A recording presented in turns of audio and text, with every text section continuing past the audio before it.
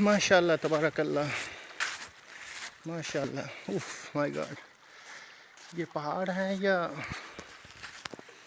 शायद मेरे ख्याल में आसमान तक ये पहुंच रहे हैं, अगर मेरी नज़र धोखा नहीं खाते। ऊपर बादल भी बने हुए हैं बिल्कुल जैसे कि बारिश की तरह।